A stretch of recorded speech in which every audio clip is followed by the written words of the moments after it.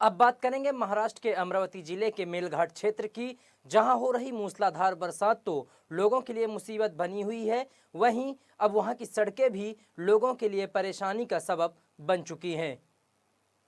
मेलघाट के धारनी तहसील के अंतर्गत आने वाली धारनी हरिसाल सोमडेह और परतवाड़ा सड़क की हालत बद से बदतर हो चुकी है।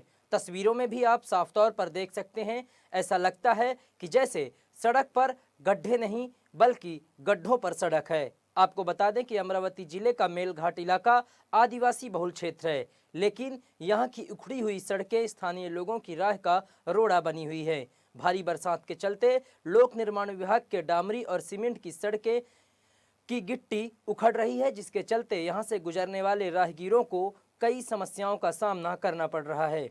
स्थानीय लोगों की यदि माने तो इन सड़कों की दुरुस्तीकरण में हर साल लाखों रुपए खर्च किए जाते हैं, लेकिन आज भी इनकी हालत जस की तस है। वहीं मध्य प्रदेश और महाराष्ट्र को जोड़ने वाली धारनी अमरावती मुख्य मार्ग की हालत भी बीते 3 वर्षों से खस्ता है। इसके अलावा यदि हम बात करें मेलाघाट टाइगर रिजर्व क्षेत्र की, तो इसके आसपास भी कई गांव बसे हुए हैं, लेकिन इन गांवों की सड़कें पानी में बह गई, जिसके चलते कई गांवों का संपर्क मुख्य धारा से टूट गया है। स्थानीय लोगों का आरोप है कि मेलाघाट टाइगर रिजर्व क्षेत्र की तरफ से दुर्गम इलाकों में बसे इन छोटे छोटे गांवों में सड़कों की मरम्मत की इजाजत नहीं दी गई है और वन्य पशुओं की सुरक्षा के नाम पर वन कानून का हवाला दिया जा रहा है। स्थानीय लोगों के मुताबिक टाइगर रिजर्व की तरफ से लगाई गई रोक के चलते सड़कों की मरम्मत का कार्य नहीं हुआ, जिसके चलते इन गांवों का संपर्क टूटा हुआ है।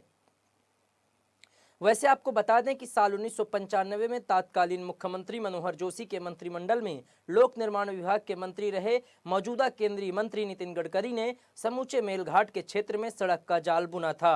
साथ ही उन्होंने अपने कार्यकाल के दौरान मेलघाट के टाइगर रिजर्व अति संरक्षित जंगल क्षेत्र में भी सड़कों का निर्माण करवाया था और टाइगर रिजर्व क्षेत्र के अंदर पुलों का भी निर्माण किया गया था। उस दौरान सड़क के विकास के लिए दी गई एनओसी के बारे में इतनी चर्चा नहीं हुई, लेकिन मौजूदा समय में वन कानून नियमों का हवाला देकर इसे रोका जा रहा है। अब सवाल यह उठता है कि जब 1995 में सड़कों का निर्माण हुआ तो अब उनके निर्माण और मरम्मत में रोक क्यों लगाई जा रही है। स्थानीय लोगों का यह भी आरोप है कि अचलपुर लोक निर्माण विभाग और जिला परिषद के निर्माण विभाग ने साल 1995 के बाद भी अनेक वर्क ऑर्डर निकाले, लेकिन हर बार मेलघाट टाइगर रिजर्व ने काम पर रोक लगा दी। ऐसे में सवाल यह भी उठता है कि आखिर जब वर्क ऑर्डर निकाले गए तो इन सड़कों की मरम्मत और निर्माण के लिए सरकार द्वारा जारी की गई करोड़ों की निधि कहां गई। इसके अलावा स्थानीय लोगों का यह भी आरोप है कि इन क्षेत्रों में जो सड़कों का निर्माण हुआ है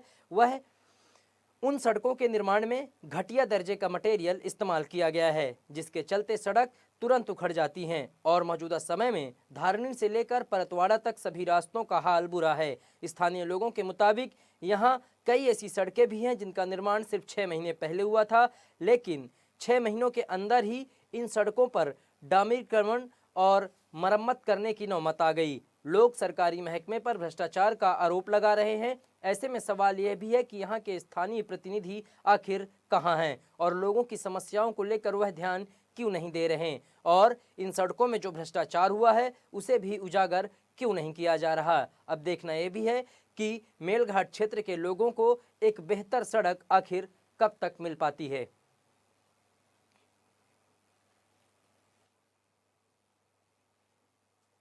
धारनी परतवाड़ा रोड बहुत खराब हो चुका है भाई, प्रशासन इस पर ध्यान दे। दुर्घटना बहुत हो रही है यहाँ पे। जो रोड है वो बहुत खराब हो चुके हैं। प्रशासन से हमारी विनती है कि जल्द से जल्द ये काम पे ध्यान दे।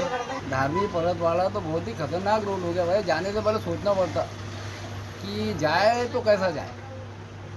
बहुत तकलीफ वाला मुकाम है भाई, अल्लाह रहम करे भाई। मैं तो